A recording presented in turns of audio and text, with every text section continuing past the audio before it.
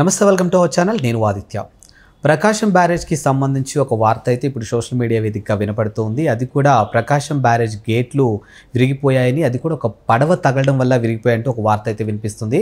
ఇక్కడ మాట్లాడుకోవాల్సిన అంశం ఏదైనా ఉంది అని అంటే, ఆ పడవలకి వైసీపీ రంగులు వేయడం అండ్ ఆ పడవలు ఎవరివి అని ఆరా తీస్తే విజయవాడ ఎమ్మెల్సీకి సంబంధించినటువంటి అనుచరులు అంటూ తేలడం జరిగింది.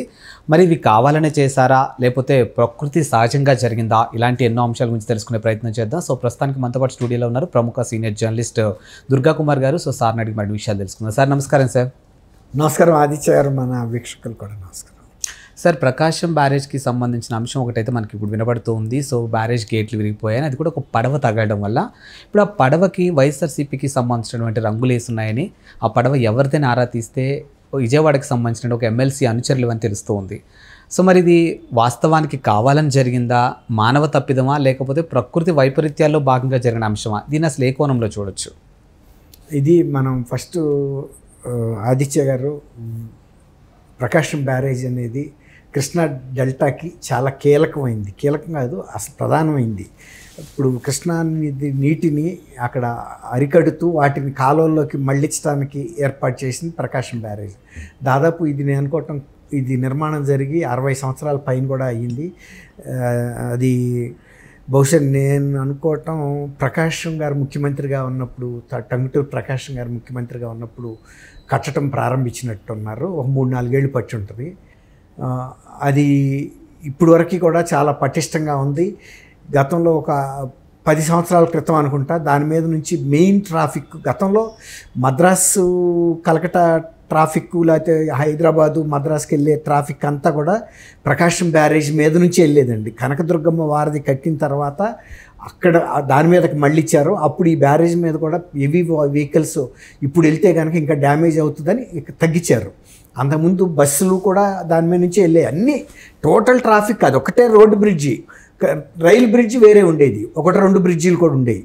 అయితే ఈ బ్రిడ్జ్ ప్రకాశం బ్యారేజ్ అనేది ఎంత సర్వీస్ చేసిందంటే ఇప్పటికీ ఈ కృష్ణా డెల్టాకి ఒక ప్రధాన వనరుగాను ఒక ఆధారంగా ఉన్నది.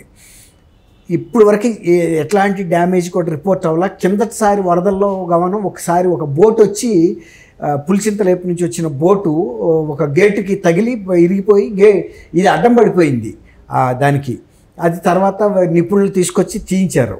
అది ప్రమాదశాత్తు జరిగింది. ఇప్పుడు ఒక బోట్ కాదు తగిలింది, 4 బోట్లు ఒకే గేట్కి. ఆల్మోస్ట్ 70 గేట్లు ఉంటే 68వ నెంబర్ గేట్కి అనుకుంటే ఇది తగిలినాయి.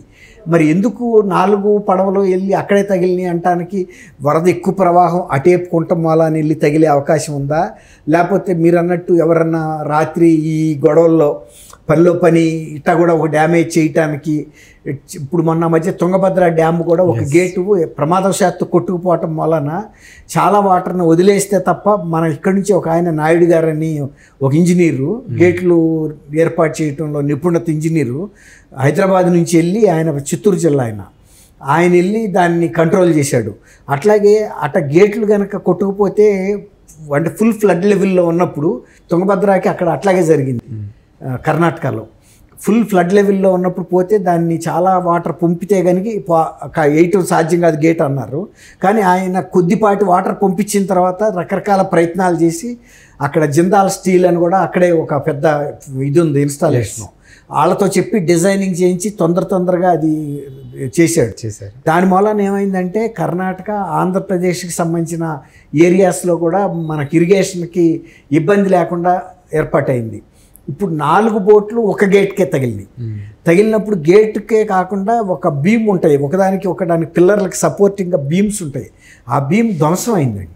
మనం చూడొచ్చు, చువ్వల ఎన్ని బయటపడిపోయింది. ఇప్పుడు అది ధ్వంసం అవటం వలన డ్యామేజ్ ఏమన్నా, అంటే బ్యారేజీ నిర్మాణ పటిష్టత కూడా ఏమన్నా దెబ్బతింటుందా, లేకపోతే గేటుకు కూడా ఏమన్నా తగిలిందా, గేటు ఆపరేషన్ ఫ్రీగా జరగటానికి అవుతుందా లేదా అనేది ఇప్పుడు గమనించాలి. అవన్నీ ఇప్పుడు విజయవాడకి జరిగిన ఈ ప్రకృతి విపత్తు మీద అంతా ప్రభుత్వం దృష్టి పెట్టింది. ఇంకా దీని మీద పూర్తి స్థాయిలో దృష్టి పెట్టాల. ఎందుకంటే ఎటాగో గేట్లు ఇప్పుడు దించే ఉద్దేశం లేదు గవర్నమెంట్కి. ఎంత వరద వస్తుందో అంత వరదని వచ్చినట్టుగా వదిలేస్తున్నారు.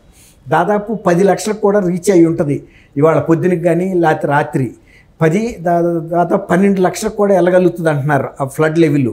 అది కనుక వెళ్తే 2009లో వచ్చిన అత్యంత భారీ వరదకి ఈక్వల్, అది సమానం. అప్పుడు ఏమవుతుందంటే కృష్ణా జిల్లాలో ఈ కరకట్టలు ఎక్కడన్నా బలహీనంగా ఉన్నసాట గుంటూరు జిల్లాలో కానీ అది కట్టలు తెగిపోయే అవకాశం ఉందండి. కృష్ణాకి 2 వైపులా ఉన్నాయి. గుంటూరు జిల్లా వైపు ఒక కరకట్ట, ఇందాక చెప్పాను మీకు, బ్రిటిష్ టైంలో వేసినాయి. గతంలో అనంతవరం అని రేపల్లి దగ్గర పెనుమూడి దగ్గర కట్ట తెగి అక్కడ ఏమైంది, మన రేపల్లి ఆ చుట్టుపక్కల గ్రామాలు బాగా మునిగినాయండి. బాగా నష్టం కూడా జరిగింది, విపరీతమైన నష్టం జరిగింది. ఇప్పుడు ఈ 4 పడవలు ఒక్క గేటుకే తగిలటం అనేది మరి మానవ తప్పిదంతో జరిగిందా, ఏమైనా కుట్రపూరితంగా జరిగిందా చెప్పలేము. రంగులు అంటే సహజంగా ఏ రంగులైనా ఎవరైనా వేసుకుంటారు, అది మనం పలానా పార్టీకి అని అయితే మనం చెప్పలేము. కాకపోతే దీన్ని ఒకే గేటుకి తగలటం అనేది మాత్రం ఇరిగేషన్ అధికారులు కూడా కొంత ఆలోచనలో పడ్డారు వాళ్ళు, ఎందుకు జరిగింది అనేది. ఆ కరెంటు అంటే ఫ్లో లెవెల్, ఫ్లో ఎటుపోతుంది ఏంటి అనేది కొంత అది నిర్ధారిస్తే కానీ చెప్పలేము. ఇవాళ దాని మీద దృష్టి పెడతారండి ఇరిగేషన్ అధికారులు. ఇరిగేషన్ అధికారులు దృష్టి పెట్టడమే కాకుండా ఇప్పుడు దాటిని అక్కడి నుంచి తొలగించడానికి కూడా సాధ్యం అవుద్దా లేదా కూడా మనం చెప్పలేము. వాటర్ ఫ్లో ఎక్కువ ఉంది. ఇప్పుడు ఏ బోట్స్, పెద్ద పవర్ బోట్స్ తీసుకొచ్చినా కూడా వాటిని కనుక చేయబోతే ఏమైనా ప్రమాదాలు జరుగుతాయి. ఒక్కోసారి ఆ ప్రెషర్లో వెళ్ళి మళ్ళీ బీమ్స్ కొట్టుకుంటే కూడా ఇంకా పిల్లర్లు కూడా ఇరిగిపోయే ప్రమాదం ఉంటుంది, గేట్లు కూడా ఇరిగిపోయే ప్రమాదం ఉంటుంది. అందువల్ల పొజిషన్ ఉంచి దాన్ని సేఫ్గా తీయాలి తప్ప అరకొరగా ఏర్పాట్లు చేసైతే తీయటానికి ఉండదండి. హై పవర్ మెషినరీ ఉపయోగించాల్సి ఉంటుంది వాటిని నష్టం చేయకుండా. ఇప్పుడు జరిగిన నష్టాన్ని అంచనా వేసి దాన్ని ఎలా మరమ్మతులు చేయాలి, ఏం చేయాలనేది చూడాలి. గేట్లకు తగిలిందా లేదా, గేట్ ఏమన్నా డ్యామేజ్ అయితే ఇప్పుడే ఈ గేట్లు దించక ముందే సబ్స్టిట్యూట్గా ప్రత్యామ్నాయంగా దానికి ఏమి ఏర్పాట్లు చేయాలనేది కూడా ఆలోచించాలి. ఇప్పుడు మొన్న ఇక్కడి నుంచి వెళ్ళిన నాయుడు గారు ఎవరైతే ఉన్నాడో మళ్ళీ అలాంటి నిపుణులను అక్కడ కూడా పంపించాల్సి వస్తుంది. సార్, మీరు అన్నట్టు ఒకవేళ అది మానవ తప్పిదమా లేకపోతే ప్రకృతి వైపరీత్యం అనే విషయం పక్కన పెట్టేస్తే, నిజంగా ఒకవేళ అలాంటి డ్యామేజ్, ఇప్పుడు మీరు ఇందాక చెప్పారు దాన్ని ఏ మాత్రం కదిలించినా కానీ ఇప్పుడు పక్క వాటికి కూడా డ్యామేజ్ అవుతుందండి. ఇప్పుడు అట్లా ఉంచడమే బెటర్. దాన్ని ఎప్పుడు చేయాలంటే పూర్తి స్థాయిలో ప్రిపరేషన్ అంటే సన్నాహాలు చేసుకోవాలి. దాన్ని ఇతరత్ర డ్యామేజ్ జరగకుండా అక్కడి నుంచి వాటిని తీయగలిగేటంత మెషినరీని ఏర్పాటు చేయాలి. టెక్నాలజీని, సాంకేతికతని కూడా అవగాహనకు రావాలి. ఇంజనీర్లు అన్నీ సిద్ధమైతే తప్ప దాన్ని ముట్టుకోకూడదండి. ఎందుకంటే మాకు తెలుసు కదా ఇట్లాంటి, మేము కూడా మా చిన్నప్పటి నుంచి చూస్తున్నాము. మాకు కూడా గతంలో లాంచీలు ఉండేవి, మోటార్ బోట్స్. కాబట్టి వాటిని హై పవర్ బోట్స్తో వాటిని పుల్ చేయాలి. అక్కడి నుంచి చేసిన తర్వాత ఎట్టి పరిస్థితుల్లోనూ అది వెనక రాకూడదు, ఇక అటువైపు లాగేసేయాలి. ఎదురు అంటే రిజర్వాయర్లోకి తీసుకెళ్ళిపోవాలి, ఫ్లోతో పాటు వెళ్ళిపోవాలి. ఫ్లోతో పాటు వెళ్ళకూడదండి, ఎదురు వెళ్ళాలి.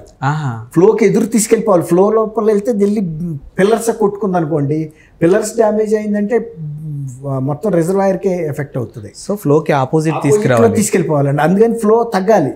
ఫ్లో తగ్గి న్యూట్రల్ అయిపోవాలి.